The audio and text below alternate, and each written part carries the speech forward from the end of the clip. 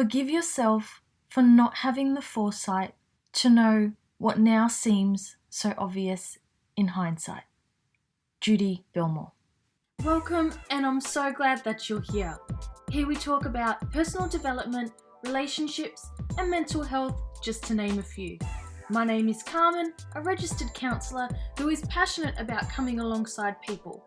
This podcast is designed to create a discussion and bring awareness around what matters most in life, and that includes you.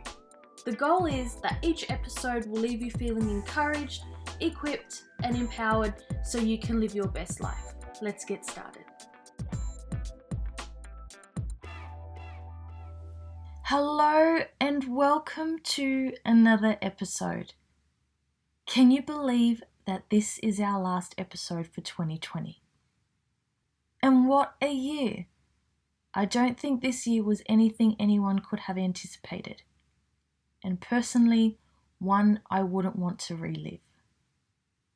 While there has been a different level of unpredictability, something that I felt helped me stay grounded was practicing gratitude.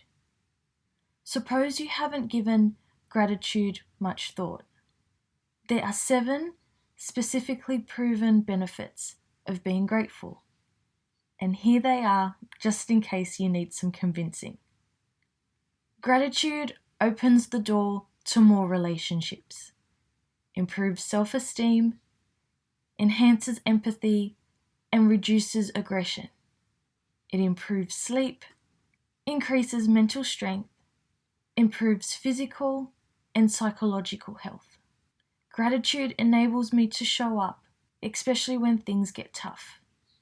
Being grateful and choosing to see the gold, even if it's in the little things, is what it means to finish the year on my terms.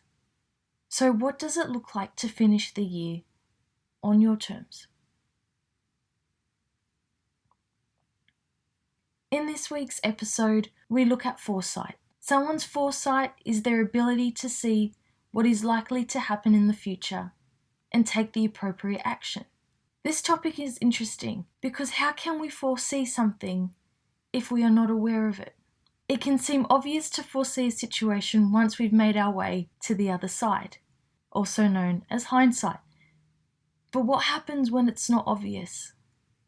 After all, we can be clouded by our own experiences, perceptions, and blind spots.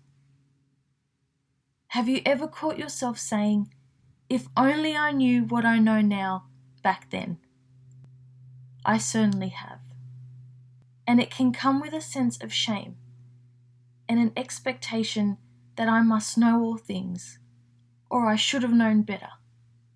It can leave us with an unrealistic expectation that somehow we should have been born with infinite wisdom, insight, and foresight.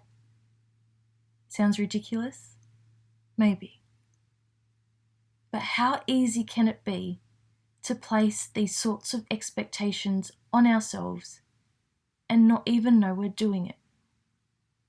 So where can we start? How about at the beginning? An important factor to consider is generational patterns. Is it fair to say we are all born into a family with some level of dysfunction? I am yet to meet a perfect person or family. And when that dysfunction goes unchecked, it can become a pattern in our own lives.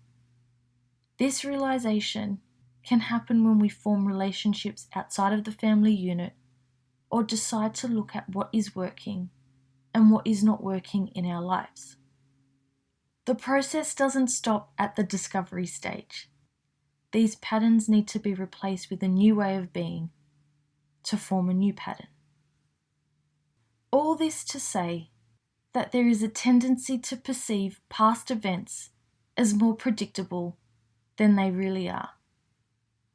Could it be that if we know better, we do better?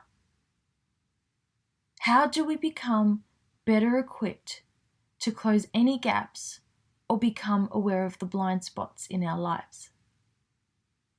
Here are some ways to develop foresight. Make life your classroom. Take the position of a student. Learn lessons from others who are ahead in the journey or have what you want. And don't discount your own experiences as valuable insight either. Live life with an open heart and mind. Practice becoming aware of who you are and how you feel about certain situations. Take time to make informed decisions by looking at your options and the consequences. Identify any gaps or potential blind spots. Journaling can help document and reveal any patterns. You may also decide that you could benefit from having a counsellor walk with you through the process as well. Commit to growing. Having a growth mindset means that you are willing to have a go, embrace the process, and learn from your experiences. All this to say, it's easy to look at a situation differently in hindsight, and then beat ourselves up for not knowing anything different. Can this be a disservice to us and our personal growth? If we know better, then we do better.